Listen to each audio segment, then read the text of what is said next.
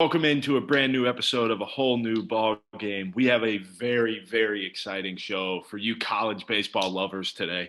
We have a 2021 season preview of what is to come in college baseball. We've got some big time schools in here. We've got some big time guests coming on to preview their season. I couldn't be more excited. Alex, how are you feeling? Oh man, college baseball season, baseball season. Today, when we're recording this, pitchers and catchers reporting to spring training, even though they've already been there for like over a week, but still reporting to camp today. It's like baseball New Year. That's my best example, and to say it's just exciting to feel the excitement of having baseball and warmer weather back. Yep. Yep, we say that, and I'm snowed in right now, but Yeah. hopefully the warmer weather to come in Tennessee. Hopefully that happens soon. But yeah, for the guys that are down in Arizona and Florida, it's got to be an exciting time. The grass probably just smells a little different right now. Well, yeah, we can't smell grass up here. I mean, there's a few inches of snow, and then there's grass. Yeah, that's right. But let's get right on into it. Without further ado, the 2021 college baseball season preview. Joining us on the episode, Coach Anthony Spataro. He is the hitting coach and defense coach for the Siena baseball team. Coach Spataro, how are we doing today? I'm doing great, Alex. Thanks for having me, Vinnie. It's great to meet you, man. Yeah, you too. Man, so tell us about what it feels like to be getting back on the field again this year. I mean, it's been such a long layoff, way longer than normal. What's the vibe like up there in New York? Uh, you know, I'd say our guys are chomping at the bit. We sent them a message before we even went back in the fall, and I think it was like, "Hey guys, I can't wait to see you. I haven't seen you in like 185 days, and or something maybe even longer than that." And it just kind of hit me that, I really haven't got to see these guys. And then, our guys did a great job in the fall. We had some tough circumstances with, being limited in our group sizes. And our guys, they just came ready to work. They got better every single day, and now they're just chomping at the bit, because we're starting a little bit later here at Siena than traditionally. So, we're just counting down the days now. Right, and like classes haven't even started yet. Classes start in 10 days. How do you think that could affect everything? Because most schools are already going back and already starting up practicing in some ways. So, what do you think some advantage or disadvantages for just this season at a whole? Uh, you know, I originally thought, it might be a little bit of a disadvantage, but, I think our guys, they do a fantastic job of, creating the best out of, uncertain situations. And, while, there are other schools in the MAC right now that are going live against each other, our guys, there's enough indoor cages. We have enough pitchers. We have enough hitters that are, going to hit against their teammates, and, they're still getting better. So, they'd be doing the same things that they would be if we were there at practice. So, well, it just, I guess the only disadvantage is I don't get to see him doing it until we get back the 22nd. So the state of college baseball is really interesting right now because there's going to be more experience on the field than I think ever before. How do you think that will – because a school like Siena, I feel like that plays to y'all's advantage a little bit with having some more experienced guys be able to get out there and, keep playing. So what do you think that's going to be like this year, because competition is just going to be up in general. What's that going to be like going into this year? Vinny, that's a really great question because, our league traditionally, it's very balanced. It's usually wide open. Anybody can beat anybody. And I think that's what makes our league, so unique. And to have all the best players from all 11 teams in our league, basically coming back, I think it's just going to make that much harder to win games in our league. We're in kind of a unique circumstance. We have 27 returners. So, most of those guys are going into their fourth and fifth season now, being in the MAC. So they kind of know what to expect. So, but it'll be, it's going to be a grind just to even win one game in our league, just with, because all the teams I'd say now are all pretty, senior laden heavy teams, and, it'll be exciting to see. What are you most excited about this season? I'm just excited, to get back in the fight with the guys. I think that's the part we miss the most as coaches. It's fun going to work every single day and, going to practice with them, but, getting to build them up, getting them ready to play a game, and then actually getting to go out and see them execute I think that's one of the most fun parts of the job. And, for our guys, they're definitely been working and playing with a chip on their shoulder. So that's I think I'm most excited to see about our guys. So what is a Siena baseball game, a home game, going to look like this year with, being in the state of New York, everything like that? Will there be able to be fans? What are you guys going through? So the last I heard, Vinnie, that we're not going to have fans right now. But with our baseball field being right in the middle of campus, I'm sure there'll be just kids out for walks and stuff that maybe might stop by, watch a couple pitches along the side of the fence. That's something we really can't control, but our field's a little unique. We'll still probably have people watching because the way our field is, Vinny, I don't know if Alex has told you, but in right field, we have our library and it overlooks the entire field. You can see everything perfectly. You can even see the scoreboard. So we'll always have people watching. I just don't know if we'll necessarily be able to hear them.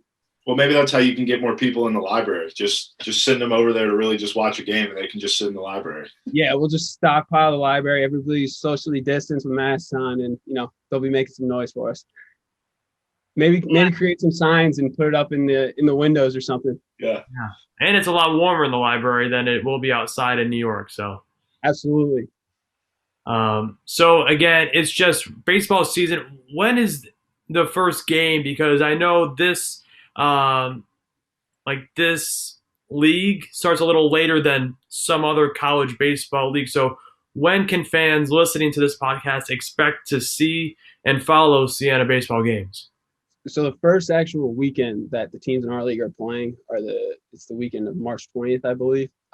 It's two double headers, 2 games on Saturday, 2 games on Sunday, 9 innings and 7 innings. But every team, 11 teams have a bye weekend. So our bye weekend is actually the first weekend of the year, so we got to wait that much longer to play, which, they always say waiting is the hardest part, but, that weekend I anticipate, not only are we going to be able to watch the other teams in our league, but we'll probably be able to, probably do 9 innings and 7 innings inter squad scrimmage, just kind of get the guys ready for, for what to expect the next coming weekend when we play Niagara.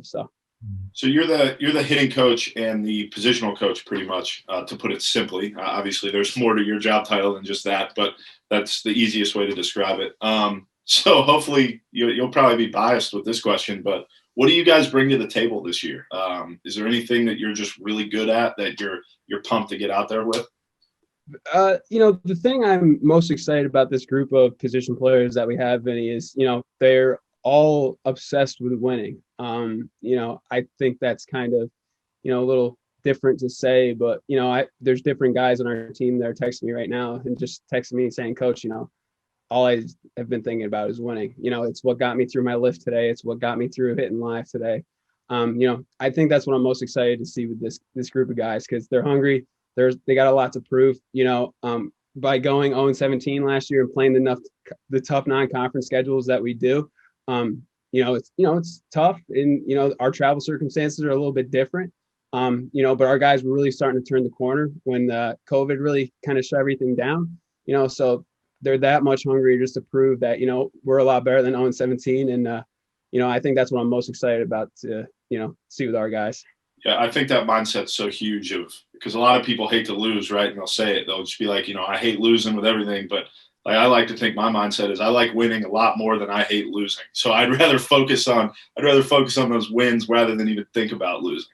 Yeah, absolutely. And you can really tell that losing affects our guys. We've been kind of saying we have a motto. It's just kind of like enough is enough. We're just going to go out, we're going to play our game, and we're going to let the chips fall where they may. But we're going to be obsessed with the pursuit of winning, and we're going to get after it.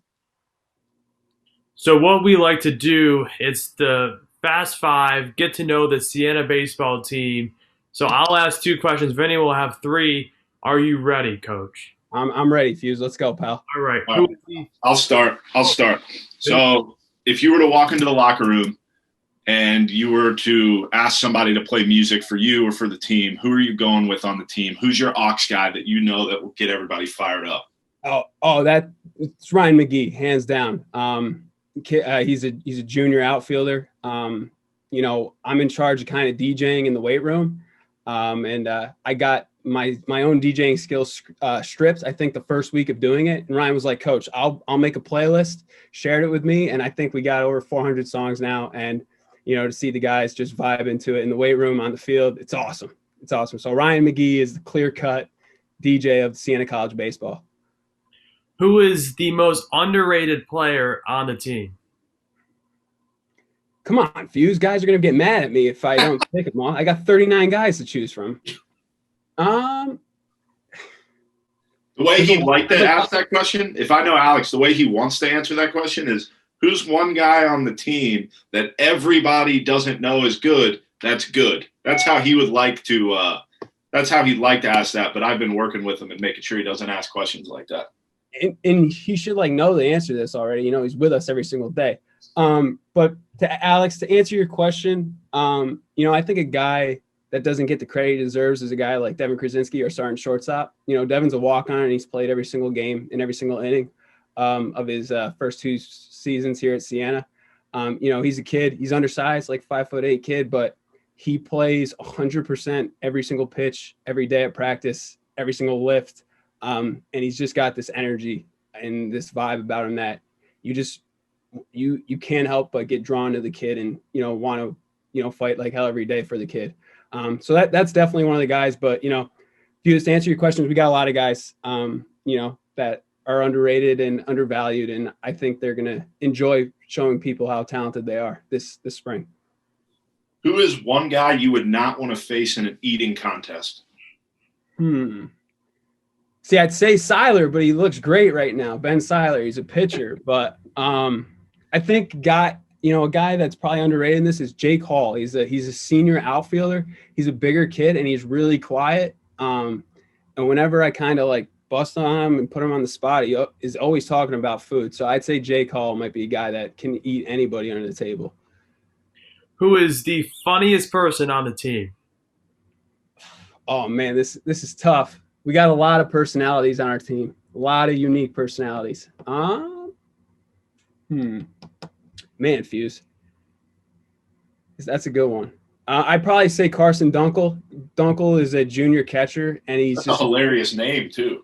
Yeah, Dunk is different. He's a kid. He's absolutely obsessed with work in the process of getting better, but he doesn't take himself too seriously. When things aren't going right, you can always count on Dunkel to kind of break the tension and kind of get the whole team, the whole group of position players kind of loosen up a little bit. Okay, last question. If you were to have to pick a champion to box for you, for your honor, who are you picking in that boxing match? To box for you, not against you, for your honor. Okay, on our team, probably Eddie Sweeney. Eddie is, well, first off, the kid looks identical to J.J. Watt in the face. But then, he's not far behind in terms of the muscles, and, Sweeney's a tough dude. Eddie Sweeney would be my guy. I don't think Eddie Sweeney's ever even, I don't think anybody's ever gotten a punch off on Sweeney before, if I had to guess. Well, that was Meet the Siena St. Bernards, and that's huge because I'm now a big St. Bernard fan. I'm going to be following, which I kind of have to because Alex is, involved up there. But we're pumped for opening day for you guys. We're going to be following along. We'll be giving updates to the fans all year long. Thank you so much for coming on to preview y'all's season, and good luck this year. Awesome. Thanks, Vinnie. Alex, appreciate it, man. Good to see you guys. Joining the podcast now, he's the general manager and chief of staff for the Vanderbilt Commodores, Brooks Webb. Brooks, how are we doing today? Doing great, fellas. Good to see both of you again. And our two-time guest now. Yeah. Just truly an honor to be on with you two astute gentlemen. I'll tell you that. All right. Well, let's get right into the Vanderbilt 2021 season. What kind of protocols are going on right now to make sure that you guys are able to, field a team and get on the field? Yeah, I mean, it's status quo in a lot of ways, I think, Vinnie. From a protocol standpoint, obviously we've got a lot of things that we're focused on to protect, our group size, and whether it's the locker room or how we're operating in the dugout, just how we're, doing team meals and those type of activities. It's really just a little bit more planning and a little bit more management on the front end, and just continuing to stress, just like we did over the course of the fall, to these guys, the severity and how easily the virus can spread. And not to minimize it in any way, but you still do want to make sure you're trying to, build your team and make sure that your freshmen can get to know your upperclassmen and your staff can get to be around your players. So I do think there's a delicate balance, but I think we've certainly I would say, tried to strike a good balance between the two of implementing the protocols, but also trying to build your team on and off the field in ways that we're allowed to do. So as close to, I think, status quo as it could be. I think the season will be interesting in a sense of you are looking at how you travel a little bit differently, how you meet, how you serve your team meals at home and on the road. So just things we'll have to navigate. But at the end of the day, we're playing baseball, and that's really all that matters. Well, you can always get everybody PlayStation 5s and make sure that they play online with each other. I'm sure that everybody on the team would be okay with that. That'd be a good bonding experience. I don't think any of our guys play video games, Vinnie. No, I think that's definitely something that I know these guys are active in when they're away from the field. And I just said play baseball is the biggest thing, but getting these guys back in class too, like it's something they look forward to every single day. I can't speak for all of them, but I do think getting the educational system back online in so many ways is important, not only for our country, but just to these guys, mentally, and keeping them sharp, not just at Vanderbilt, but across the country. So I know that's been a really good thing for us, just to bring some structure back to their daily process leading into the afternoons where they're on the baseball field.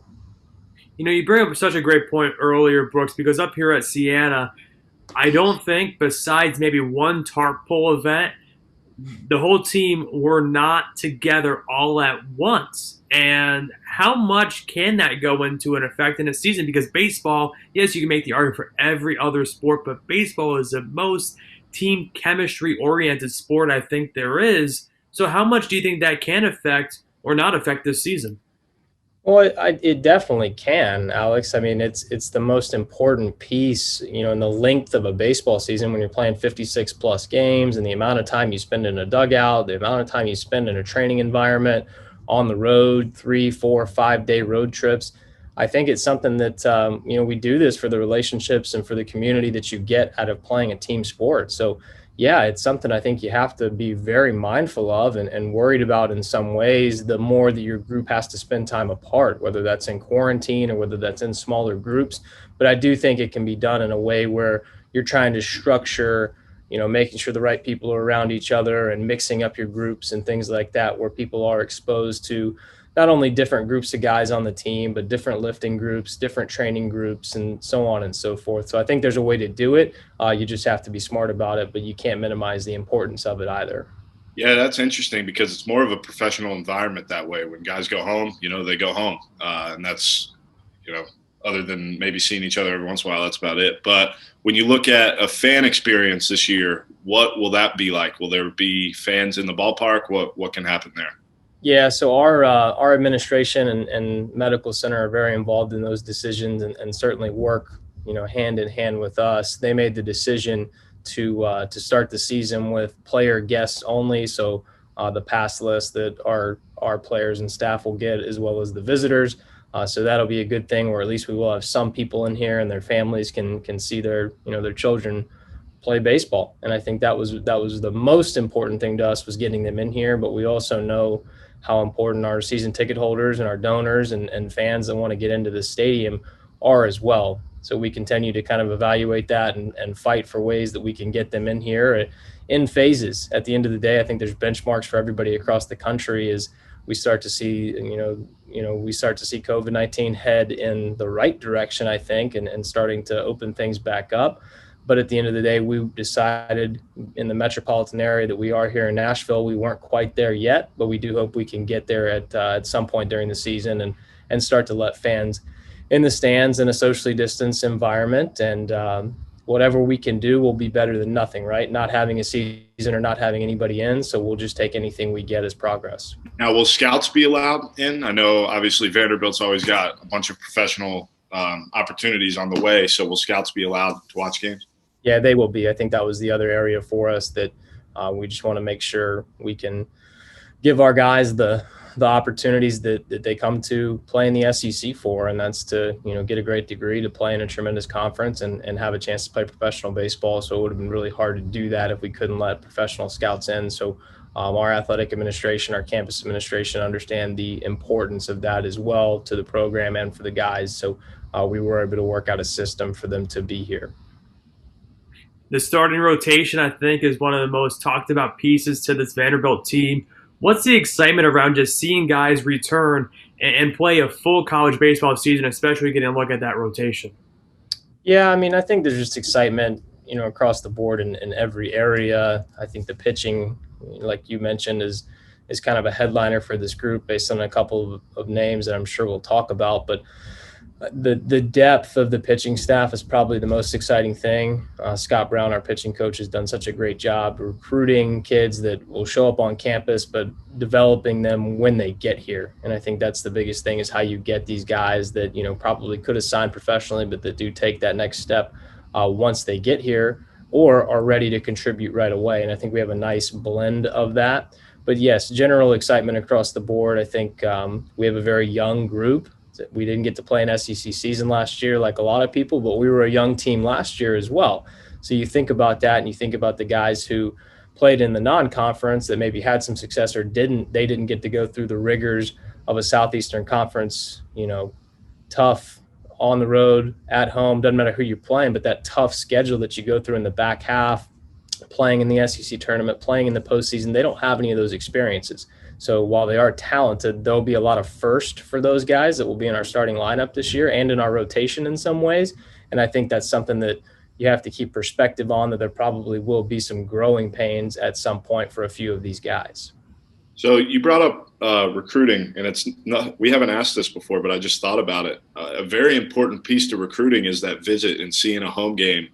What are visits allowed to happen this year, or is everything all virtual? No, we're still in a dead period NCAA wise. So there's been talks about where that, may or may not land, and if that'll happen during our season and whatnot. But yeah, everything's still been virtual. That's an adjustment everybody's had to make, both for going out and recruiting on the road in the summer and having kids and families onto your campus in the fall or the spring. We just haven't been able to do it. We really spent a lot of time just focusing on our group and focusing on our kids, which has been refreshing and good since we didn't have that spring last year. But at the same time, yes, when you start looking towards the future and looking at decisions these kids have to make, the draft's not going away, the college decision's not going away. Kids are still going to be graduating high school, so you do want to find ways to make sure they can make very informed decisions when it comes to their college choice or the choice between college and professional baseball. So, Brooks, as we wrap it up, we want to do the Fast Five round to get to know the Vanderbilt Commodores. So I'm going to start this off. I always like to ask this one. If you could choose one person on the team that has to win American Idol, who are you choosing? That has to win American Idol? That's a tough question. Probably going to go with Enrique Bradfield, true freshman outfielder out of Miami, Florida, the South Florida area. I think he's got a pretty good taste for music and pretty skilled in a lot of ways. So I'm going to go with Enrique. So my first question, we've had you on before and we've kind of talked about marketing a little bit, but not from a marketing side, just from a personable side. Who has the biggest personality on this year's team? I think that's probably Kumar Rocker. I think there are a lot of things he brings to the table on and off the field. He's kind of the alpha of the group in a sense of being able to rally, I think, guys around him, pitches with emotion, but also under control. And he's a tremendous leader, and I think continues to grow in that area, which is really exciting for us. But I think he's somebody that, that was a pretty easy answer for me. He's very well-rounded in a lot of ways. What would you say? Now, you might not know this, but who has maybe the best car or truck on the team? The best car or truck on the team? I don't see our guys drive a whole lot just because they don't park near the field. I'm trying to think who would have the best car or truck. I think Gavin Casas, another freshman from South Florida, I think he has a pretty nice ride from what I've been told. That doesn't mean it's the best on the team, but I have been told he has a nice ride. So who has the most show hair on the team? Who do you just look at and be like, that guy's got big league hair? Big league hair? Or facial hair, whatever it may be. I saw Isaiah Thomas, who will be, I think, one of our impact players in our lineup this year. Plays right field for us, or plays all three outfield spots. I actually just saw him a few minutes ago, right before I hopped on with you guys, and I made a comment that his hair was looking really good. So let's go with Isaiah Thomas. And then for the last one for me, what would you say if you had to choose someone to do a stand-up act for one night and one night only to sell out the crowd? Who are you choosing? Cooper Davis. Cooper Davis, senior outfielder from Canada, our lone Canadian. Funny guy, great personality. I've been told he does some very good impersonations, though he won't always do them in front of the staff. But guy that can always get a good laugh out of the group. And then my last one is more of a baseball question, I guess, and you probably won't know it until, halfway through the year or so, but I want you to make a prediction. What do you talked about how it's a younger team this year. What do you think the identity of this year's Vanderbilt team will be? Yeah, I mean, you nailed it on the head. It's going to be tough to say. I think, early on, we're going to be trying to find our way offensively just based on the experience factor. I think we will pitch. We will play defense. I think we'll hopefully be fundamentally sound in a lot of areas. But even in 2019, we knew we had a really talented group. But it took until probably week 3 or week 4 of the SEC season to really figure out a lineup and who we were. And I think that's a good thing. I think that's what's fun about challenging yourself in the non-conference, playing great opponents like Wright State, who will come in here this weekend, and really just start to test yourself and figure out, okay, who can handle this and who can't, where do the pieces fit. But at the end of the day, I hope that we will pitch and play defense, and the offense will just continue to develop in the early weeks as we, get ready to move into conference play. That's good stuff. Well, that was the 2021 season preview for the Vanderbilt Commodores. Brooks, thank you so much for coming on, taking your time out to preview your season. Yeah, I appreciate it, guys. Thanks a lot. Welcome to the show, Robert Moore. He's an infielder for the University of Arkansas. Robert, how are we doing today? I'm great. Thanks for having me on, guys. So again, this is my favorite time of year. Is the excitement level reaching to your normal height now that the baseball season is right around the corner for you guys? 100%. Obviously with the season being taken away last year, I had a great experience. So thankful to the Northwoods League for letting us get games in last summer, and NCAA for letting us have a full fall season and letting us play as many scrimmages as we want in the fall and here in the spring. So just blessed to be back on the field again, doing something we love to do, something that we learn to cherish even more so often now. The older you get, the more you realize the less games you have and the less baseball you have to play. So just very blessed to have the opportunity to go out there and play the game we love for the university we love, and just compete against some very good competition. We're just very thankful for this opportunity again. So when people think of Arkansas college baseball, they think of that insane stadium with people all around, all up in the outfield, giving it to the outfielders from the other team, everything like that. What is this season going to look like from a fan experience perspective at y'all's games? Well, obviously every game is televised, so that helps a lot for the fans. Mm-hmm.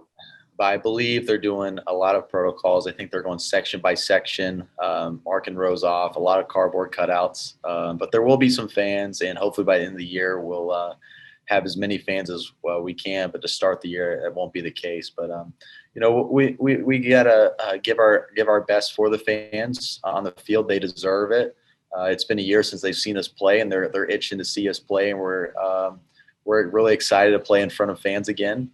So yeah, just very excited to compete for our fan base again. Robert, last year when you were told that you couldn't play baseball and you couldn't have a college baseball season, what did you realize you missed most about not being able to play your season? Good question. I would say that I miss most practicing with my teammates. I think that's the funnest thing about all this, just watching everyone practice every day and do something they love to do and try to work to get better at certain skills and aspects of their game, whether it's ground balls, hitting mechanics, pitchers throwing strikes, PFPs, watching our coaches interact with the players interacting with the coaches. I think that's the most enjoyable thing about all this is watching people do something they love to do with others, interact with others. And obviously this pandemic took away that aspect and kind of encouraged us to not associate with people, kind of social distance a little bit. And that's what I miss most. So getting back here this fall and this past summer in the Northwoods, just getting that aspect of players with coaches and players among themselves. That's probably what I miss most, and what I look forward to getting back to. So in a normal college year, there's always a buzz around the college baseball season starting. What's it like this year? You haven't played in almost a year now in a collegiate game. So, what is that feeling like for you, for your teammates? Is there just a buzz in the locker room with you guys right now? Oh, 100%. Everyone was so excited to be here this fall. This is only my second year here, but I heard there's kind of like a senioritis in the fall, I guess, usually with guys, this is their third, fourth year in the fall, and, it gets a little boring for them. But that's absolutely true, by the way. That is 100% true. Well, I didn't notice any of that, likely because, baseball was taken away from them, and they were just excited to be back on the field. They realized the opportunity they had was unique and special, and a lot of people helped to put this on for us again. So a lot of people made sacrifices, and it would be a shame if we didn't take advantage of it.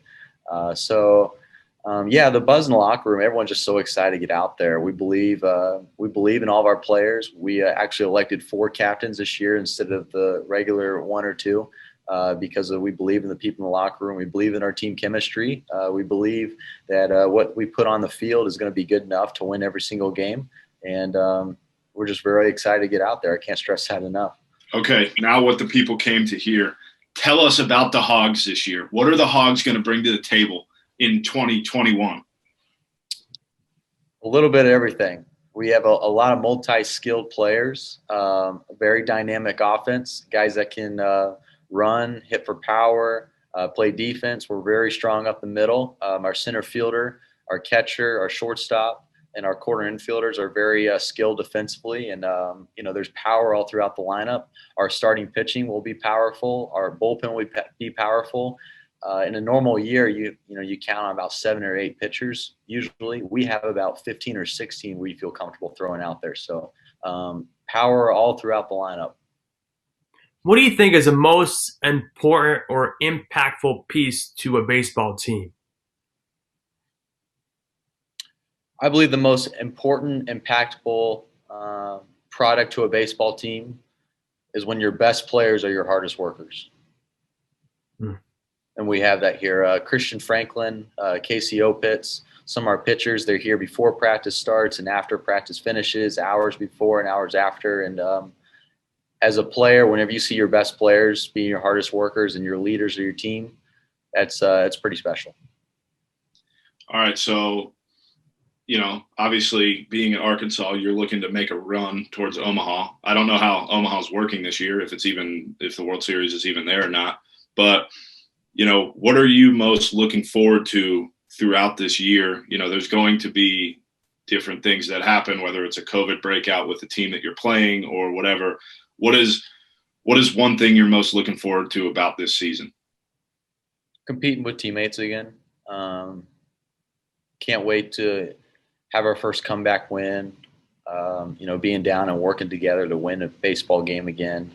Just taking it one pitch at a time, one inning at a time, one out at a time, one series at a time. One thing we learned from last year is you can't look down the road because down the road might not be there. So just celebrate the day and take advantage of the day and just be so grateful to have a game that day because you might not get another one. So we want to wrap up this interview. It's the final 5 questions. Vinnie, do you want to get this started, or do you want me to? We're gonna play Meet the Hogs. That's what we're about to do. We're gonna get to know this Arkansas baseball team up and down. We've got 5 questions for you that we're just gonna run through real quick. I'll start.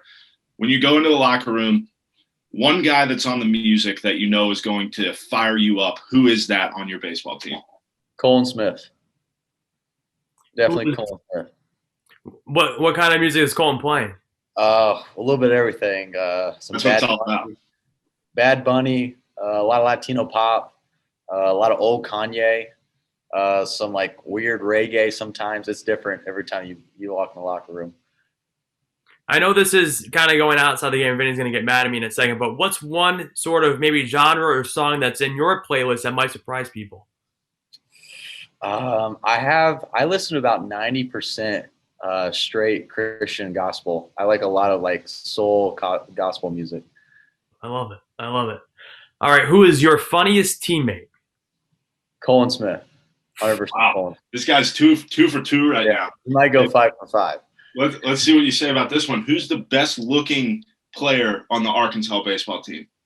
Probably Colin Smith. I'm going 3 for 3. Who is the most underrated player on the team? I might say it again. It might be Colin Smith. He's a 5th-year transfer, and the dude can rake. The dude can absolutely rake. So he's funny. He's got good ox. He's good looking, and he's underrated. Okay, well, I'm going to hope he's bald here when I ask this question. Who has the most show hair on the team? Oh, Jacob Nesbitt, our third baseman. There we go. Yeah, Nesbitt. Nesbitt's got a lot of curls. It's kind of Dansby Swanson looking, except for it's blonde. So you get definitely Nesbitt. Well, that's the Arkansas baseball team right there, everybody. Well, thank you, Robert Moore, for previewing the season with us today. We're excited for y'all's season. We're gonna make sure we follow you guys, and good luck this year. Thanks, guys. Thanks for having me. We want to welcome onto the show assistant baseball coach at Georgia Tech University, Coach Zeke Pinkham. Welcome onto the show, Zeke. Thank you guys for having me. And because we edit these, you'll only hear me say that once, but I had to do that 3 times to make sure that it was okay. So that's very exciting. But how's everything going down there in Georgia? What are you guys up to right now? Everything's going good. We just finished our last weekend of scrimmages. We open up on Friday. We'll have a good week of practice this week and open up against EKU on Friday at 4 o'clock. Do you have a 3-game series, or is it one of those round robins? It's a 3-game series. Gotcha. Mm-hmm. So you're back on the field now after – this is your first year at Georgia Tech, correct? Correct, yeah. So I played 4 years at the University of Louisville from 2016 to 2019. And then last year in the shortened COVID year, I was the graduate assistant. So this will be my first full year of coaching. Yeah, so you've got a different bit of hunger for this year, not just the shortened season, but also your first experience as an assistant coach. So what's the excitement level like with you and with the squad this year? Man, I'm more than excited. I think about it every night going to bed. I'm like, man, I can't wait to just jog over to first base and be the first base coach for the first time. But we're all excited. The kids are really excited because, they haven't played in a long time. And, our preseason has gone really well. We had a really good fall.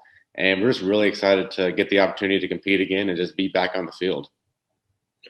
Now, is this your first time ever coaching first base?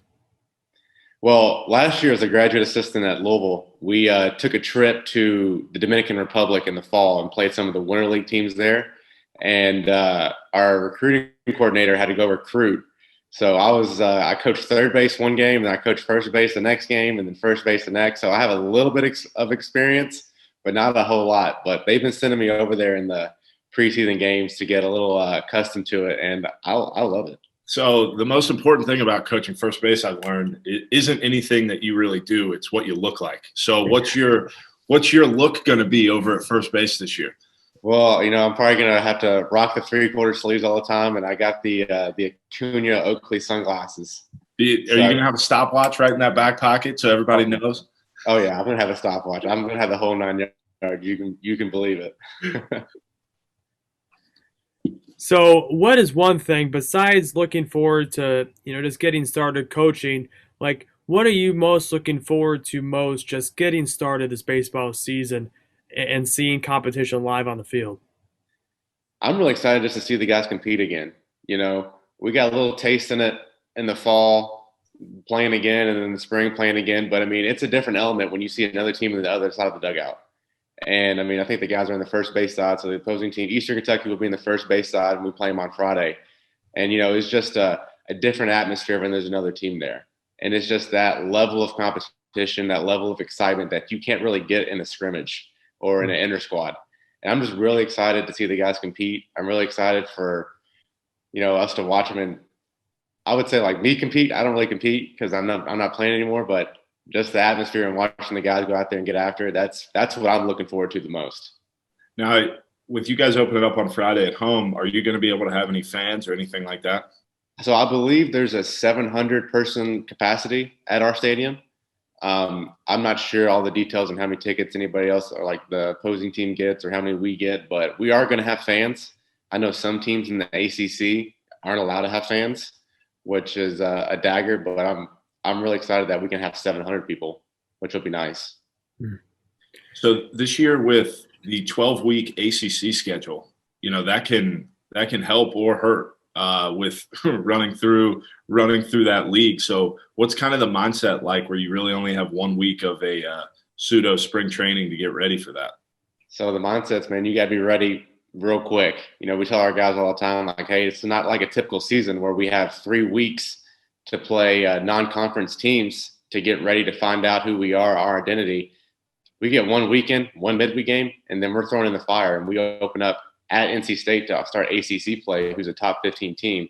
So it's going to be no joke. And we just tell our guys, like, hey, man, like, you got to take everything serious, 1% better every day. And you got to come with that mindset, that heightened awareness that, man, we need to get better. And our guys, we feel like our guys are in a really good spot. And we're excited for the 12-week challenge because you're going to see teams for the first time in the ACC that might be hosting a regional that might be 500 in ACC play, because you're going to have some really good teams that are going to probably lose a lot of games because of just it's a different kind of season. You don't know what to expect. But we're excited, and we're gonna take it 1 game at a time. If someone asks you on the team, like, what best advice you could, if someone on the team asking for advice, what sort of advice would you give them in this sort of different year of competition, in this crazy 2021 year where no one can expect anything, really? Yeah, I would just tell them, don't take anything for granted. As we learned last year, most teams played 16, 17, 18 games. The season ended. We don't know what's going to come tomorrow. During a pandemic, I mean, things can change in the snap of a finger. So just going to tell our guys, I would tell them, like, don't take it for granted, man. Take every day as it comes. You just don't want to take anything for granted because you could look up and we're not playing anymore. So whether the season goes good, the season goes bad, man, at the end of the day, we're playing baseball, which is more than we got to do last year. So I would just tell them not to take it for granted. Yeah, I probably have a little bit of advice for them too. Don't be the reason your team has a COVID outbreak. Exactly. Go home. Yeah. Go lay in bed. It'll be okay. Yeah. If you want to play, go home. Yeah, exactly. So as we kind of preview y'all's team, y'all's season, what kind of experience level do the guys on the team have? Is it a pretty new team? I know that you guys probably had a bunch of guys return. So what is that kind of like on y'all's team? We got a really good mix. We've got lucky to have some older guys back, and we got a lot of freshmen in. But honestly, the freshmen that played last year, you're technically still a freshman because, I mean, you played 16, 17, 18 games. You didn't get that whole year of playing in the ACC and playing college baseball. They didn't have the chance to get the highs and the lows of what college baseball can bring you. So lucky for them, we have good leadership, and we have 2 seniors back on the field with Colin Hall and Luke Waddell, who are 2 great leaders and team captains. So those guys are going to be relied heavily on to just get these young guys right and just to keep them on that even keel. And technically they are still freshmen, right? If we want to get technical with it. Yeah. So they're technically still freshmen, COVID freshmen. I think that's what they're called. And then you got the seniors who are, if they're like the 5th year, 6th year, called super seniors. Yeah. How old is the oldest player on the team? Because that's a fun question nowadays with how many years guys can stay. I'd say the oldest guy's probably 22, maybe. I'm 24. So a lot of these guys I played against in the ACC, and I remember them. And I'm like, I got here, and I'm like, man, he's still here? How old is he? So I'd say 22. What was your just impression on the team in the fall? Is this a team that is hungry to just get out there and win games? What's sort of the team atmosphere going into this season right now? Yeah, I would say our guys are hungry. I say that's a very good way to put it. They're chomping at the bit to get out there and play. We had a lot of competition in the fall. As Coach Hall, who's the most winningest coach at Georgia Tech in all sports, has said he's never had a team with this much depth. And when you look at a coach like him who's had that much success in college baseball and he says that he's never had a team with this much depth, you're just like, wow, we must be pretty good. So the guys are hungry and they're ready to get out there and play. And, man, Friday can't get here soon enough. So what do you guys bring to the table this year? You know, what do you think right now? Obviously, you won't know probably until halfway through the year, even farther.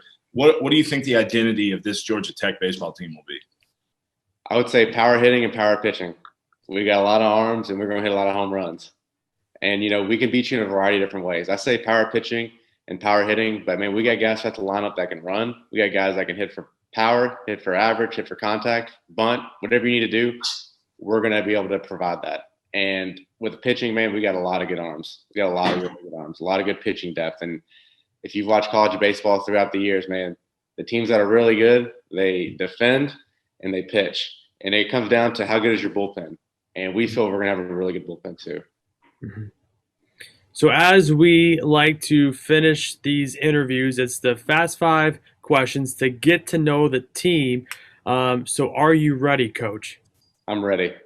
All right. What would be someone's on the team? What would you say maybe like the team overall pet peeve is? The team overall pet peeve. Is Yeah. that even a question? What bothers the team the most? I'll tell you, when there's a COVID outbreak and they can't play. That's exactly what my answer would be. I would say someone not doing the right thing and just putting everyone else's season and playing at risk. So just not being COVID safe, I'd say would be my answer. Or rain. Either way. Yeah, exactly. All right. Well, you said you're a power hitting team, so I guess I'll ask it. Who is the best bunter on the team? Best bunter? Man. You know, I want to say this one guy, he started off in the fall, man. He wasn't the best bunter. He's got speed, and we worked on it, and we worked on it. But I don't know if I'm going to go with him. You know, we got some good bunters. I'd say this guy named Brad Gronkowski. He's a two-way, recovering from Tommy John. Man, this guy can bunt. Well, if he's a two-way, he better know how to bunt. I mean, if he's going to step on the mound, the only thing that you're supposed to know how to do in the box is lay down a bunt. So, yeah, well, he can lay down a bunt, and he can also drop bumps. He dropped a tank yesterday in the scrimmage. So, I mean, he don't need a bunt, but he can bunt. If you had to pick someone to win American Idol, who would be the person you choose? Oh, Cameron Turley. He's one of my catchers, man. He's got a big personality. He'd rise up to the occasion. Okay. Now, if somebody challenged you to a fight and you were injured and couldn't participate in that boxing match, who would be your champion from the Georgia Tech baseball team? Who is fighting for your honor? That's a good one. I got two guys that come to my mind. Number one, Luke Waddell, our shortstop. The guy's a bulldog. You know, I wouldn't want to mess with him. And then Brant Herter, who's probably going to be our Friday night guy, man. He's got a big personality and likes to joke, but when he gets on that mound, he's intimidating. So I would pick those two for sure. And then what would you say is the best asset or piece of your stadium? Well, we just built a brand new $12 million indoor facility. And it's supposed to be open this week. We're going to hit it hopefully tomorrow, fingers crossed. That is definitely the new piece that is my favorite thing and the most appealing for sure. That's awesome. And that was our edition of Meet the 2021 Yellow Jackets. That was a great interview. Zeke, thank you so much for coming on. We're going to bring Zeke back as a full-time guest here in the future, probably in the middle of the season. We'll get a little update of how the Georgia Tech Yellow Jackets are doing. But Zeke, thank you so much for taking your time to preview y'all's season. Yes, sir. Absolutely. Thank you guys for having me. Joining us on the podcast now, Eddie Smith. He's the hitting coach for LSU. Eddie, how are we doing today? Baseball season right around the corner. Hey, doing great. Great to be on the show. So you got opening day this week. What's the mindset like right now for the guys in the clubhouse? Oh, I think it's been a long time coming. For myself, it's been 11 months since we've been able to play a game, and that's the case for most of our guys also. And so I think that's the longest downtime that we've had since I've maybe 4 or 5 years old, right around there when I started playing baseball. So certainly excited for Friday night. You know, this is just such an unprecedented time still continuing into this season. And I always am interested to hear, like, what did you miss most that you didn't realize you would miss without having baseball that you're excited to get back these next few weeks? Gosh, it was just everything. It was having normalcy in life. It was having a purpose when you woke up every morning. I think the things that really stood out, just putting the uniform on, as much as that's something that sounds like a kid who's playing Little League. There's something about putting that uniform on. And, for me, I just really appreciate where I am right now and love the logo, love the history, respect what this program's done over the course of 30, 40 years, and to get to wear this uniform every day.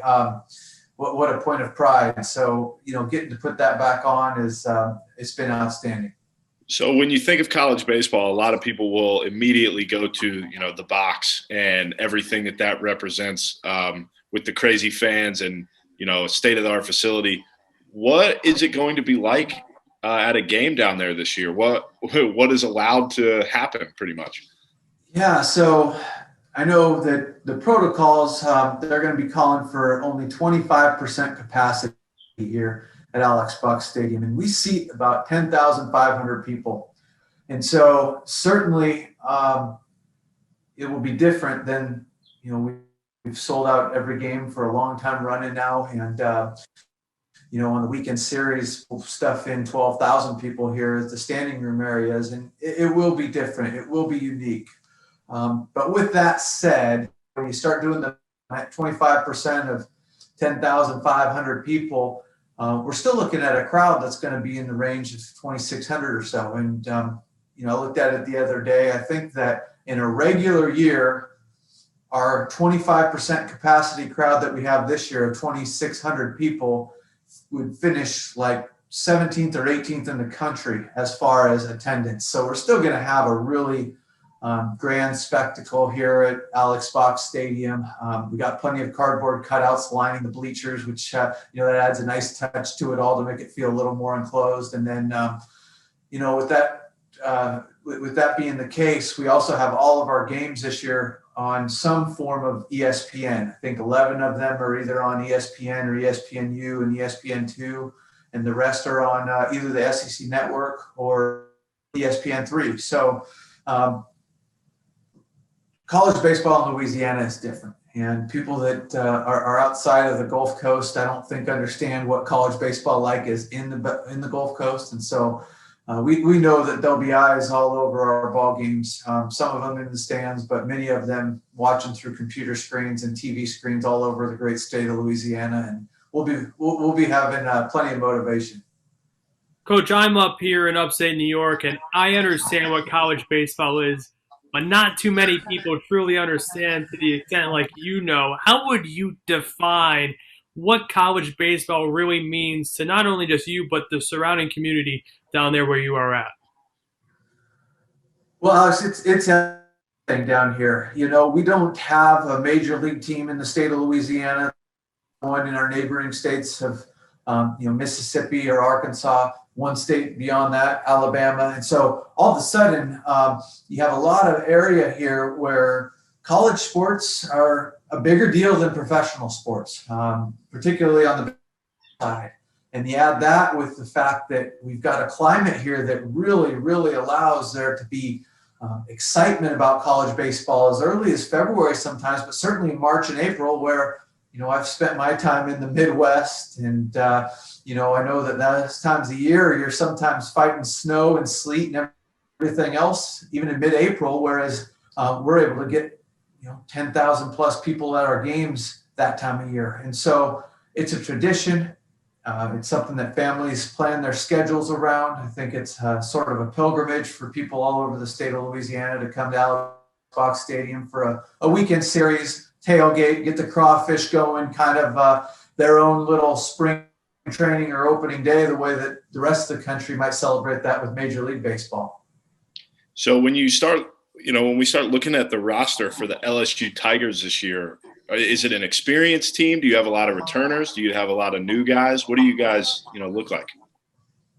On the pitching mound, we're going to have a good handful of experienced guys coming back, which is really exciting. You look at our whole weekend rotation, and we've got 3 guys who are draft eligible. We've got a closer who is draft eligible, meaning that they've played at least 3 years, in some cases 4 years of college baseball. And I think that experience will be great. we also have some really exciting freshmen on that side of it. Position players, we've got 2 players with over 100 college at-bats, and that's it. And so there's a lot of competition. There's a lot of experience to gain. As a position 4, we keep talking about, hey, get 1% better every day. We've got to be a better team tomorrow than we were today. We've got to be better next week than we are tomorrow. And, we need to really hit that stride in June when it counts the most. And so, position player-wise, I think that experience that we gain as the season goes on will be critical for us making that run to the national championship. But certainly we're playing to win the ball game and impose our will from the first pitch on opening night also.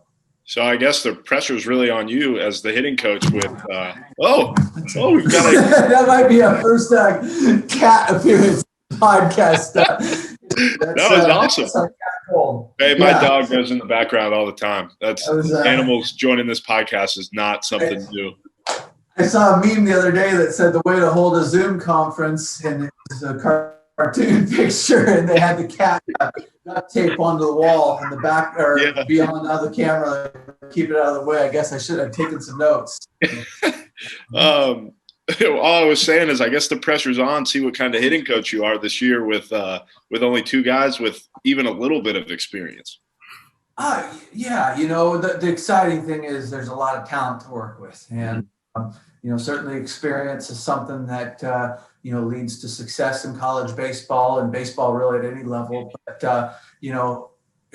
as that experience comes throughout this year, I think the exciting thing about it is that it's going to be talented players gaining that experience for the first time. And when there's talent, there's energy, there's excitement in that youth.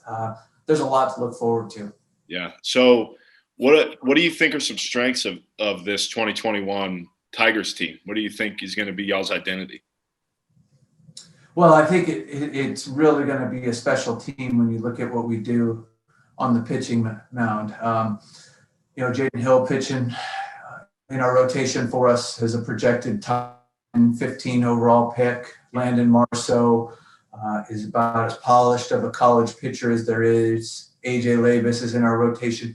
He's just a strike thrower, college pitching dream. And then Devin Fontenot's our closer, who'll run the ball up there 94, 96 miles an hour, has a lot of experience under his belt. So that's exciting. I think on the position player side, you're going to see guys like Cade Beloso, Giovanni DiGiacomo, experienced veterans lead the way for us.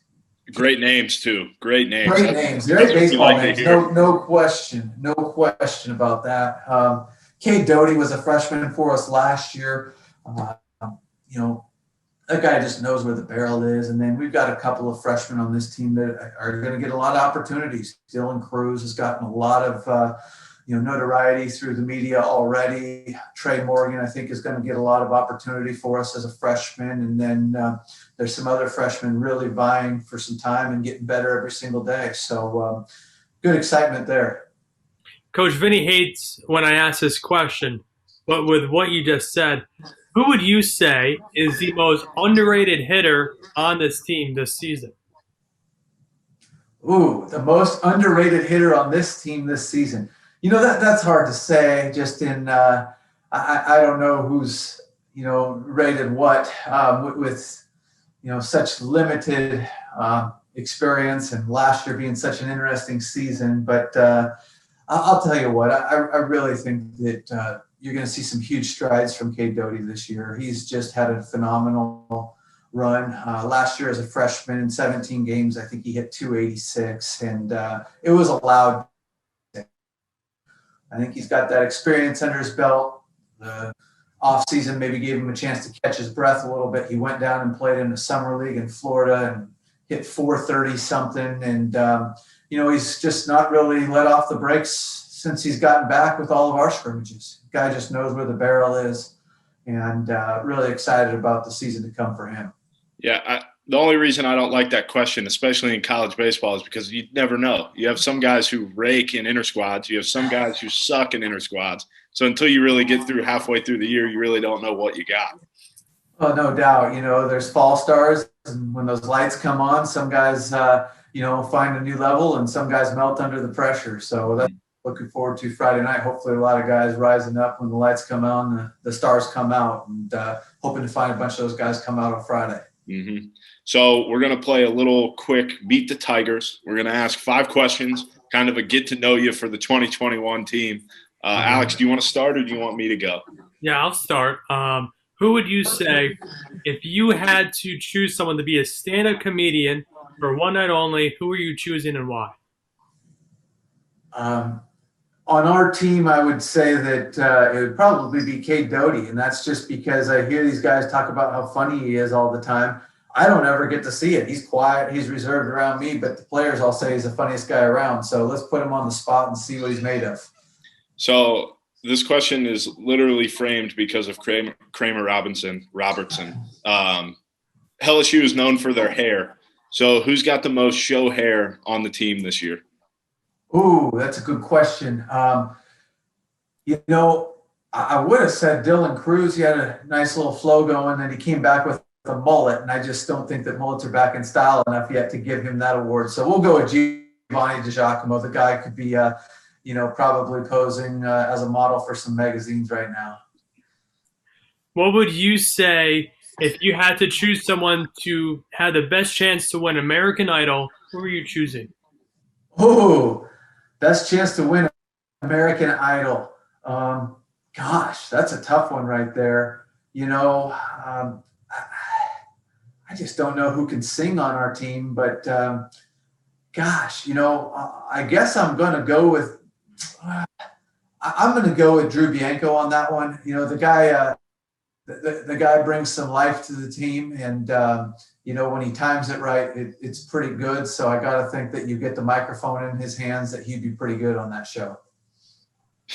So we haven't talked hitting philosophy, so I don't know what your hitting philosophy is. You don't know what mine is, whatever, but it is college baseball. So we know that there's a lot of bunting that normally goes on in college baseball compared to around the MLB.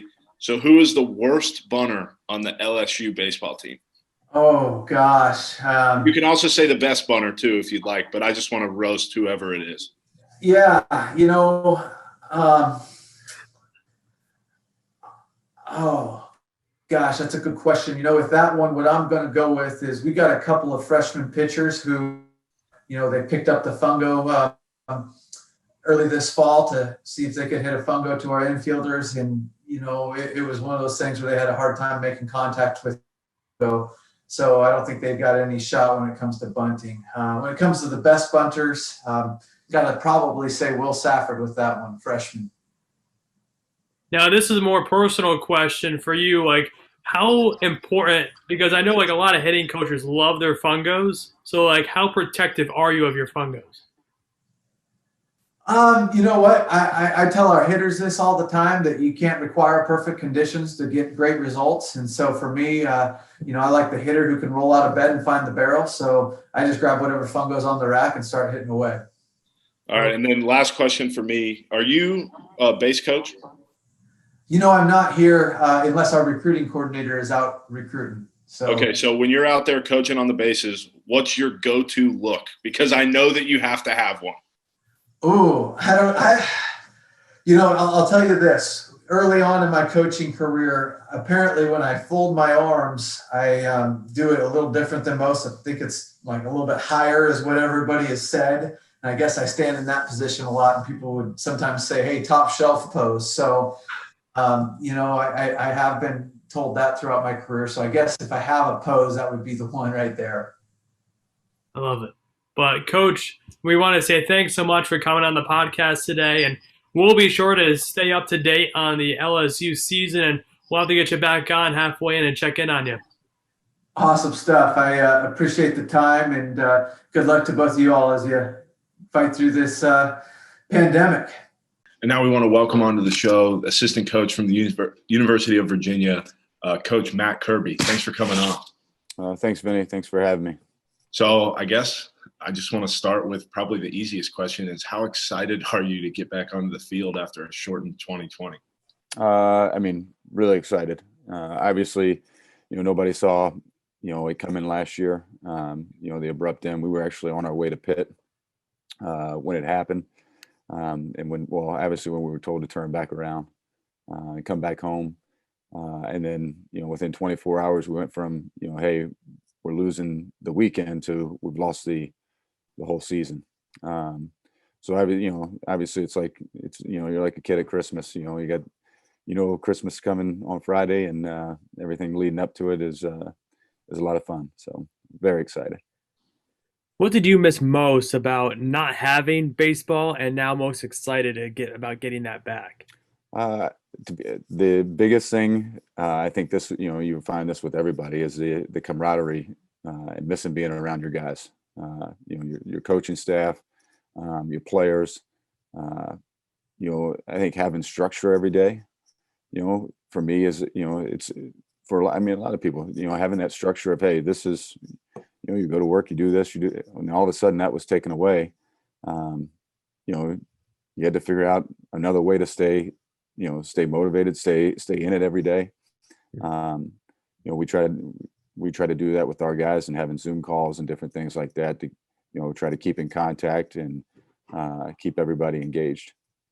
So I'm not quite, 100%. I don't know all the NCAA rules right now, but how many guys are you guys able to have on the team? I'm sure there's a lot of guys returning that weren't supposed to return. So what does kind of the roster look like this year? So we have 38 guys on our roster right now.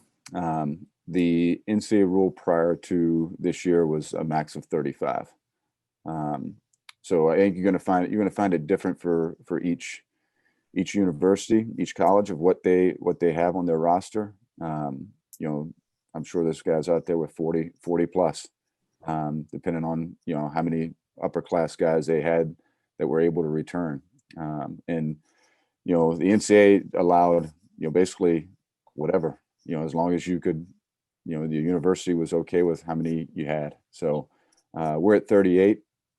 And I would have a hard time. I mean, seeing how you can manage, 40 plus guys. But I'm sure it's done, and it's being done. So, which series or game are you looking forward to most, or is this a year that you're going to learn from last year and just take it one game at a time?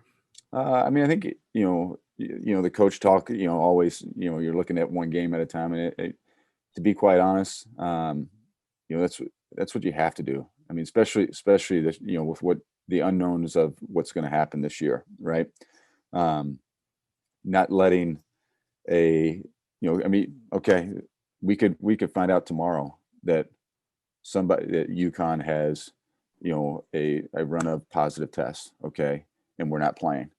And then you're sitting there going, okay, what are we doing? Are we trying to find another opponent? Are we able to find another opponent? Are we going to be inter-squadding for the first week? I saw I think it was late last week, Cal State Fullerton and Stanford canceled their first weekend because of the California restrictions. They didn't feel like their pitchers were comfortable putting them on the field right now. So I think it's going to be obviously play it one game at a time, kind of see where you are, and try to win the day. Win the day each, not only on the field, but with all the other circumstances going on. So we were talking before we started recording, and you were saying that you guys have a 12-week ACC schedule, and that's an absolute gauntlet. So that can either hurt or help your team when you're going through all those different teams and trying to make it into the regionals, whatever it may be. So what's kind of the mindset of that, knowing that you really only have one weekend of a spring training, so to speak, where you're playing another team? Well, I think it's interesting. You say spring training, right? I think more than ever, your non-conference games are going to have more of an impact than maybe they've had in the past, because of an ACC schedule, of a 10-week ACC schedule.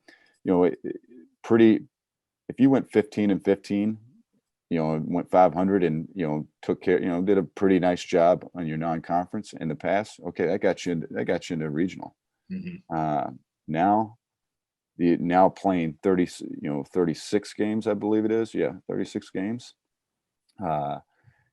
Again, going 500 probably gets you in. But then again, okay, now you've got we're on a 50 game. The ACC dictated 50 game season, so that's 14 non-conference games.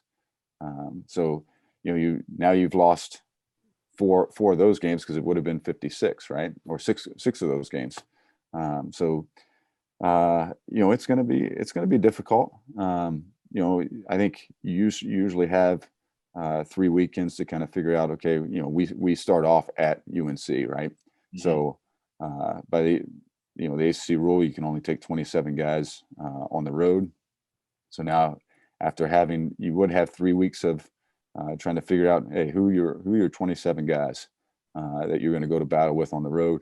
Now you're getting 1 weekend and 1 midweek game to figure that out. So, but you kind of, you're also using our inner squads and stuff that are going on right now to try to figure that out as well.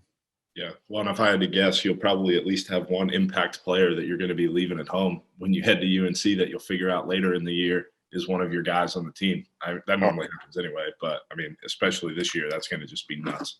Well, I mean, you think about it, more than ever, the guys that are at home, right, that don't get to make that first trip, like you said, by the end of the year or by the second or third week, they could be playing for you. They could be making crucial pitches. Could be playing crucial defense for you, getting crucial at bats because of COVID, right? All of a sudden you lose 3 or 4 guys in your lineup, and now you got 3 or 4 guys that are stepping in that maybe weren't on that first road trip. Yeah. So I guess I go back and forth with it because I think that with COVID, it's going to kind of make the NCAA weird for the next few years with how many people are going to be around. But then thinking about it that way, especially, guys are going to get more opportunities, I think, than ever with if somebody goes down with COVID or anything like that. I think this is going to be, with the amount of people that are there, it's just the competition is just going to go crazy going up, and guys are just going to get more opportunities. What would your thoughts be on that? Obviously, I mean, it's gonna. I think everybody you talk to is going to tell you it's their best depth they've ever had on their team wise. Just because they got so many guys that have returned, and like you said, it's going to continue to play that way for at least another year. And depending on how much the NCAA allows rosters to keep expanding and how long that will go on. But the opportunities that are going to be afforded to guys that may not have made an impact may not have made such an impact in their first year or second year, that now are going to get that opportunity because of a guy going down with COVID for 14 days, right? And that's a huge 2 weeks, that's a huge stretch, especially when you're doing 12 conference weekends. That's 6 games in conference that make a huge difference in the back end of the year as well. Mm-hmm. So, Matt, what we like to do for these things, it's the last 5 questions. It's get to know the team. So, are you ready? 5 quick questions. Wait, Alex, can I jump in? Can I jump in before we do that? Oh, okay. Is that okay? When we look at this season, what are you guys kind of bringing to the table this year? Everybody knows what UVA always does with their strengths, right? Yeah. What are you guys bringing this year? Obviously, again, the depth of, everybody this year. But I think, we got Andrew Abbott back, which I think was a huge, everybody thought that guy was going to go second round. Last year in the draft, and that didn't happen. And I faced him. He probably should have. Yeah, I mean, fortunate enough for us, he's back, right? So he's a game changer for us, right? And our pitching staff,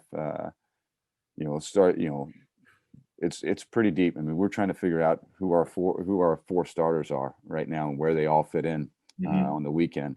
And obviously, you're going to have a guy who has the ability to be an All-American, in my opinion, that possibly, could be pitching midweek. That's the kind of stuff that those guys are bringing each inner squad. Offensively, Zach Geloff, Chris Newell, who's, Max Codier, Nick Kent, mean, we return every single position player. We got Logan Michaels behind the plate, who's done a great job defensively. So obviously, pitching and defense is going to win you championships. There's no doubt about it. I mean, think about, in 15 and 14, 14, we were extremely talented, played really good defense, pitched really well. It came down to one pitch. 2015, we get banged up, and by the end of the year, we're back healthy again, and now it's again pitching and defense and timely hitting. So I think for us to be successful this year, obviously we're gonna have to pitch well, limit free 90 feet, whether via the walk, the hit by pitch, and then play good defense. That's going to be key, especially when you're playing everybody else who's going to have their best team. Mm-hmm. Will you guys be able to have fans at your games? We will. So right now, I believe, I know they're still working on. We're going to have scouts for sure. Scouts, and then family members of each. Each player is going to get a allotted amount of tickets, both for the home team and the visiting team. Gotcha. So whatever else is left after that, that will then go into, I guess, a pool for fans to join the game. Gotcha. Okay, now we're ready. We'll move into our Fast Five questions. Alex, why don't you go ahead and start us off? Okay, so if you could choose the team's theme song, what would you choose and why? I'm not very good at this one. Shoot. I'm putting you on the spot. Yeah, that's a tough one, because you got so many guys that listen to. I mean, going to the pitching facility, I do some early catching work with our guys, and the pitchers seem to have. I mean, I feel like it's Dr. Dre is playing in there. I mean, it is nonstop. Just one guy goes right to Alexa after the other, and it's a whole genre of music. So you got the guys that are your heavy metal guys. You got your guys that are huge rap guys. For me, I'm a huge country guy, so I would. Okay. That doesn't fly over well when you're trying to get excited for the day of practice or getting stretched out. I guess it depends on the country song, right? Yeah, for sure. But I would say, I mean, for these guys, there's a lot of, that's a tough one. Can I come back to that one? Yeah. You make the rules. You probably know the answer to this question, but if all of your guys were going to run a marathon, who's coming out on top? Marathon. I'll tell you what, Drew Hamrock seems, I mean, that guy he runs like a deer and seems to have all kinds of energy, because we have a running test that we do. Mm-hmm. I know. I've heard all about. Yeah, Andrew Abbott's another one that, I mean, feel like that dude runs all the time. So I would say one of those guys for sure. And then what would be? You go ahead, buddy. I just had it, but I just forgot it. Go ahead, Alex. What would be the team's favorite snack? Probably one of those Cliff Chewy bars, the chocolate chip or the brownie. Okay. Seems to be a big hit. And then, a lot of guys are big fans of the peanut butter and jelly Crustables. Oh, the Uncrustables. Yeah. There's nothing better. We went to Alabama one time and we had the honey ones. Those are the absolute best ones. Honey, I think it's honey and jelly. I don't know. But, okay, I think this is an obvious question because I've looked at your roster. But if there was a Nathan's hot dog eating contest, who is coming home with the crown? You're probably thinking Stephen Schock. Yeah, I don't think I could think anybody else. And I wouldn't put it past him. That he seems like he can do just about anything from that standpoint. But yeah, I'd put my money on him. And then the last one, who is the funniest person on the team? I think it's a toss up between Mike Vassell and Stephen Schock. Mike Vassell, he's obnoxious. His humor is obnoxious, and then Stephen Schock is like, it's on a different level. it is weird. But like if you were to go onto his Twitter and some of the videos he posts, like right during the end of the when we started the COVID, this dude like sets up a camera, gets dressed up, and he's like trying to teach himself how to talk and be, out of like not this athlete or baseball, but try to talk like a business person. And it is hilarious how many times he like on purpose messes up, has to restart, but it's he's pretty funny. And that was Meet the Who's right there. That is absolutely well, what that was. I'll tell you, I'll give you the I think it's the Avenger, Hail to the King. It would be my my go-to song for these guys. Well, Coach Kirby, thanks for coming on. Thanks for previewing y'all's 2021 season. We'll be make sure I'll be following the Who's this year for the first time. I'll follow the Who's, see what's going on. So yeah, thank you for taking your time to come preview y'all's season. Well, thank you guys. I appreciate it for having me. Welcome in, ladies and gentlemen, the school you've all been waiting for.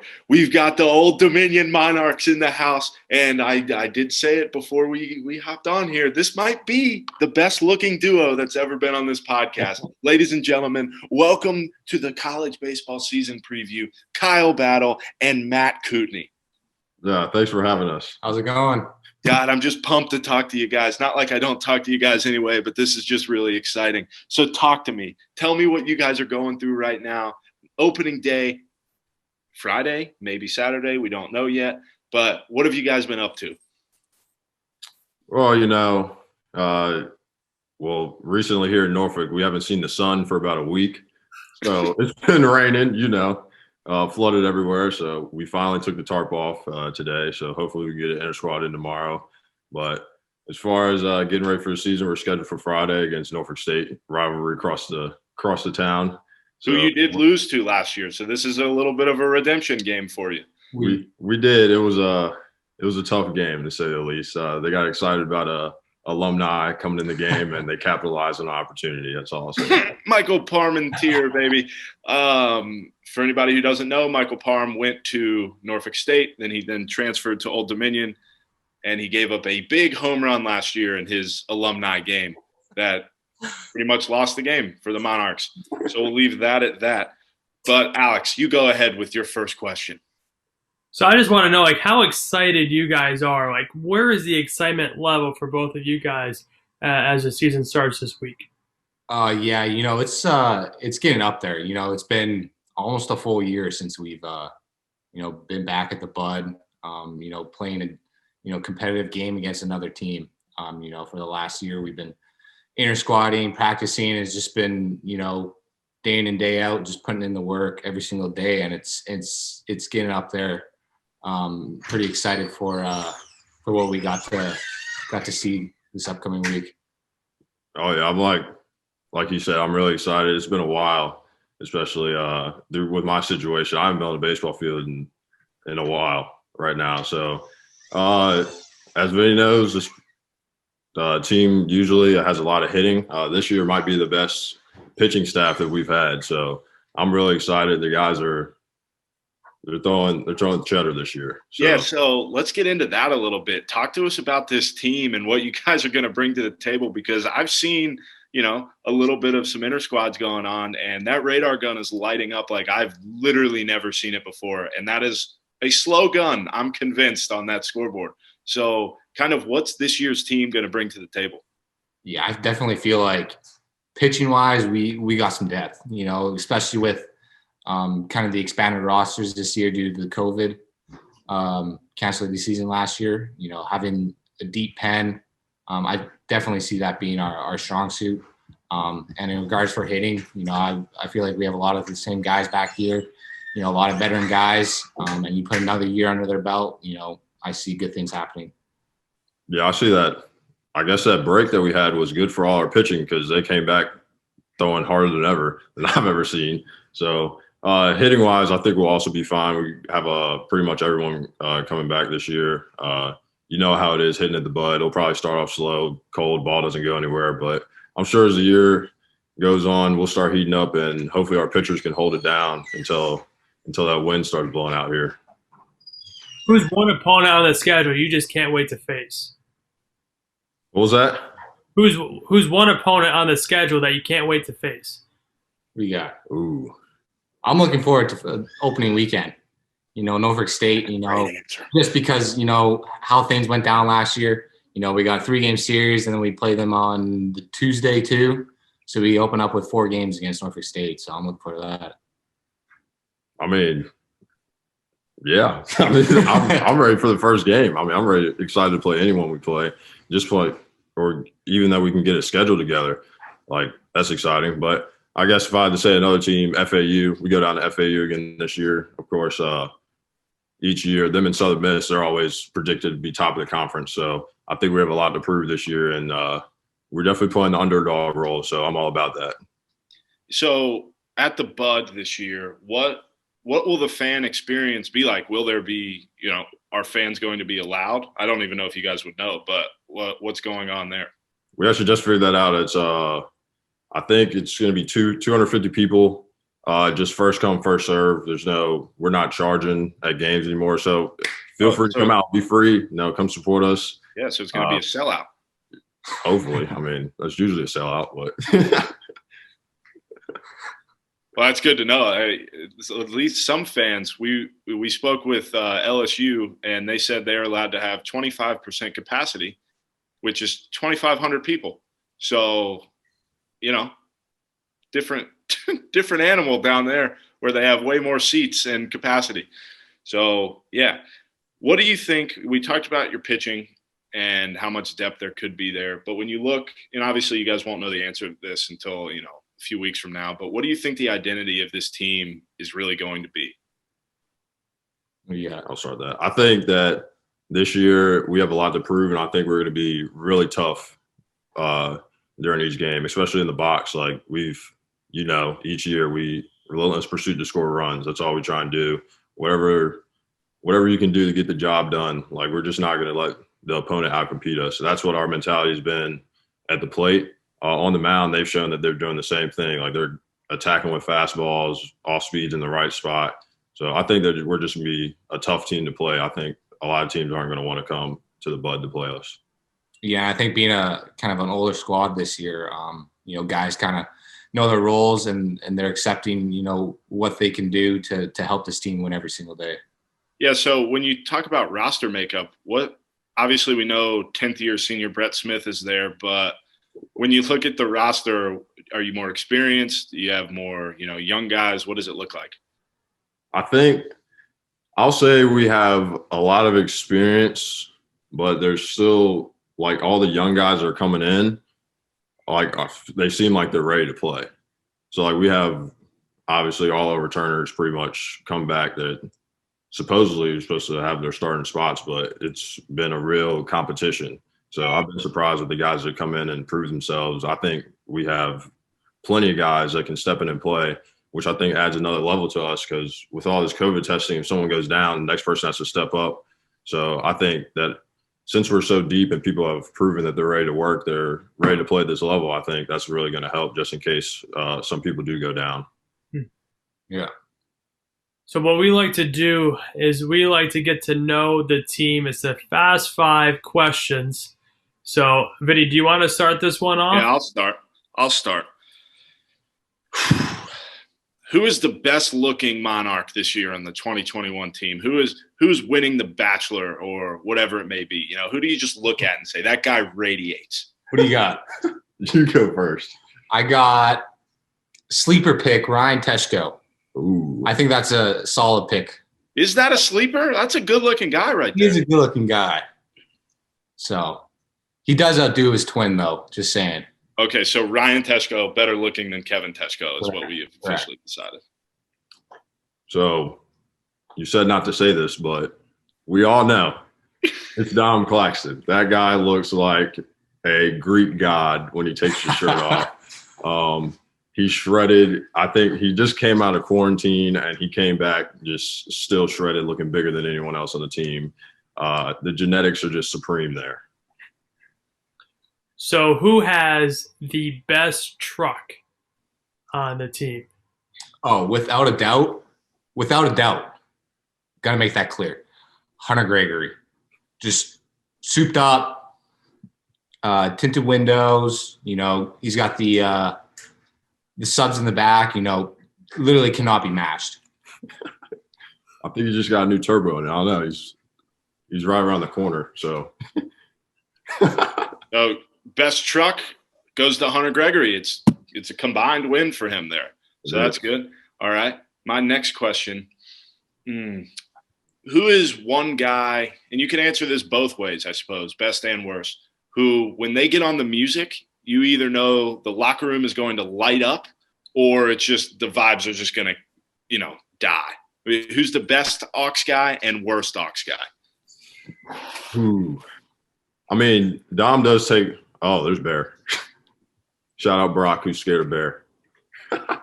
I mean, Dom takes the aux during game days. He plays some R&B. It actually gets us in the mood. But, the Corner House, Pantos, Scheffler, Gertner, all them, and their Suicide Boys and Pop Smoke and stuff like that, they get us fired up. You can drive down 43rd on a Saturday morning. You might see the door open, blasting music. So I'll take the Corner House on that one. And then I think also sleeper pick, Andy Garriola. Very underrated music. Hey, when the hitters get together in the hitting facility, he'll be bumping his tunes. So this is going to be two. So I'm going to break the rule. Sorry, Vinnie. So the first one, if you had to pick someone to be a stand-up comedian for one night, who would you choose? Robbie Petrossi. Yeah, for sure for me. I go in the locker room every day, and Rob just makes me laugh nonstop. I don't know what it is about him, but I don't know. He's just funny to me. Yeah, that's spot on. And then the second one, if you had to choose someone to win the American Idol, who are you choosing? Ooh. I mean, can I say Coutney just because he's from Canada? Like Canada take over? See, I don't know. That's a tough one. I think Joey D. He's got I don't know. There's just something about him that. Can you please say his last name? Because the listeners don't know who Joey D is. Joey DiChiaro. Yeah, he'll be my pick for that one. Okay. All right. And who? Let's see. What will get the Monarchs going? Who is the worst bunter on the team? Who is somebody that Coach Finwood just cannot stand because they can't get a bunt down? Used to be Robbie Petrossi. Again, shout out to him. Used to be him, but he's gotten it together. Coach Finwood actually sent an article about bunting that Mike Trout was in to one of our freshmen, Kenny Lavari. Yeah. So I guess it would be him just because Finney had to send a whole article about bunting to him. I don't think I've ever seen that in my fifth year here. So, I mean, that has to be it. And I guess just a follow-up question, because I know the coaching staff. Do you think that there is a more ripped assistant coach in the country than Logan Robbins? Not at all. No. I don't know if he's got Dom beat, but it's definitely close there. In the hitting facility pretty much every day, just getting his workout in, makeshift workout with his bands and poles, forearm stuff. Yeah, for anybody who doesn't know, you got to get a look at this guy's forearms. I mean, just unreal. Just unreal. You just look at him and you're like, I want those. The thing is, though, he wears long sleeves during the game, so he's trying to. That's how jacked the guy is. You know you're actually ripped when you don't show it off. That's when you know. Because when I wear my sleeveless just to try to look big, I don't look big. But, guys, they're ripped when they wear long sleeves. But that was Meet the Monarchs. That was the 2021 Old Dominion season preview, which, as you can tell, I'm unbelievably fired up about. So Friday or Saturday, I'm sure their Twitter account will let us know when the weather in Norfolk decides to break and that they can actually get on the field. So thank you, gentlemen, for coming on the podcast to talk about yourselves. Well, no, thanks for having us. Yeah, I had a good time. Thank you. It's always good to see your face. Yeah, thanks. Thank you. You too. And that was it, folks. Your 2021 college baseball preview. That's a wrap. that's a wrap. Maybe throughout the year we'll have some more schools come on and kind of give us what's going on in the middle of the season. What do you think? Yeah, I mean, I loved it, and just the insight. And what's so interesting to me, Vinny, is, we talked to 6 different programs. And even though they're all in the same predicament, right? College baseball coming back after their season being cut short or not having one at all last year, really. Everyone's in a little different spot, whether or not, like up here at Siena, there are no fans, but kind of everywhere else, they have fans. We only have one New York school. So, like, you just see just how every piece, out of the 6 schools we just talked with, everyone is sort of on the same page with things, but like completely different at the same time. Right. And it's important that they've figured out ways to, keep player, staff, everything, that their safety is number one. Right. And then number 2, allowing the players and staff's families to see the game. Number 3, having scouts at games so guys can further their careers. And then, 4, for some programs, having actual fans in the stadium. So it's a nice progression to see that, places are starting to figure it out a little bit, and hopefully it works. And hopefully there's not too many issues where teams are, where COVID's running rampant through teams, and hopefully everybody stays safe and does what they need to do. And, this is a really exciting time. Some series have already been banged this weekend because of COVID. So hopefully teams are doing the right things and, they're staying away from everybody else so they can get these games in, because I know it means a lot to these guys to be able to be back on the field. Yeah, and this is where baseball is going to run into some issues, because if you needed to, you could have pushed back the football season. If you needed to, you can still push back the basketball season. But because of how the baseball schedule works, you can't push it back any further, because then you run into issues with MLB draft and then the short season team. So it's like you don't really have that much time, especially with teams up here in New York, because Siena season doesn't start till the end of March. So it's like baseball is in that spot where it's like not a lot of time, but also not a lot of time for error in any way. So it's going to be definitely scary for some teams if something happens, and then hopefully, nothing, dramatic happens to any effect, but still, not too much wiggle room of time to work with things. Right, for sure. But it's nice to see the excitement back, and it's nice to have baseball back in our lives. So we look forward to opening day of the college season, opening day of spring training games, opening day of the MLB season, right? All these things are going to be happening here in the next really month and a half. So that's about as exciting as it gets, especially considering we're a baseball podcast. So for us, this is unbelievably exciting. So that's all I got. Yep, but for everyone, thank you again for all of our guests for joining us on this college baseball preview episode. Be sure to subscribe on YouTube and leave that 5-star review on wherever you're listening to us on all the podcast platforms. But for Vinny, I'm Alex Hughes. Have a great rest of your Thursday, and we will be seeing you on Monday.